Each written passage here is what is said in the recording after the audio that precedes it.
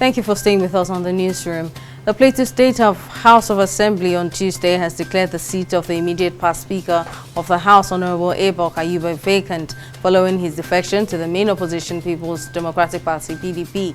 The decision was taken during plenary that took place at the temporary chamber of the House in Jos.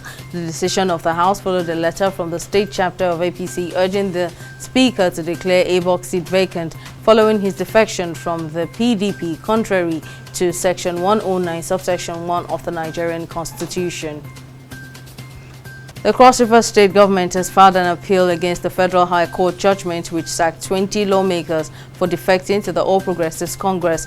The People's Democratic Party (PDP) had instituted a suit against the lawmakers over their defection to the APC.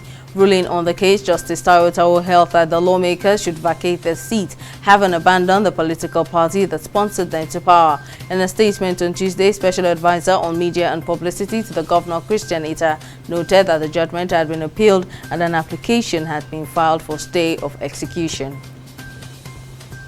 The Lagos State High Court sitting at Tafawa Balewa Square has fixed May 9 for the commencement of trial of the driver of the Bus Rapid Transport Andrew Nice over the alleged murder of Bus Rapid Transit's passenger Oluwabamiche Anyewala. This is after the Lagos State government arraigned the driver on 4 counts bordering on rape, conspiracy and murder of the deceased. With no objections from the Defense Counsel, the court ordered that the defendant be further remanded at the Ikoyi prison until commencement of trial.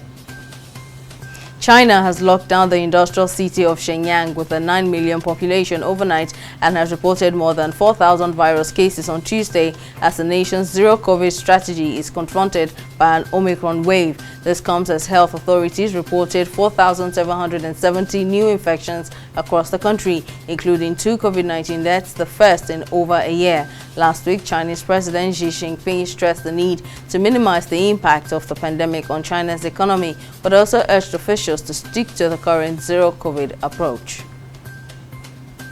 In business, President Muhammadu Buhari has commissioned the Dangote Fertilizers plant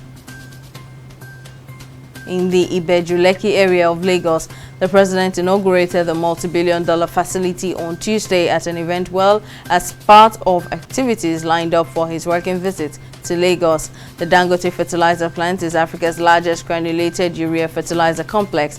It occupies 500 hectares of land in the Lekki Free Trade Zone and was built at about $2.5 billion.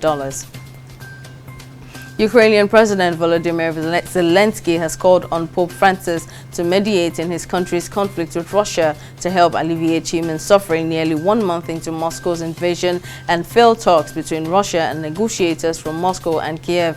In a telephone call on Tuesday, Zelensky briefed the Pope about the difficult humanitarian situation and the blocking of rescue corridors by Russian troops. Pope Francis has called for an end to the conflict on more than one occasion, while he condemned the massacre in Ukraine.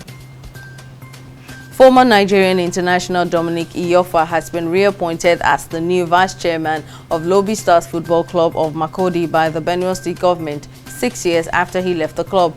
In his first stint with the club, it won a Federation Cup title in 2003 and lost in the final on 3 different occasions in 2005, 2012 and 2015. The club also placed 3rd in the league in the 2012-2013 season, which fetched them a CAF Confederation Cup ticket.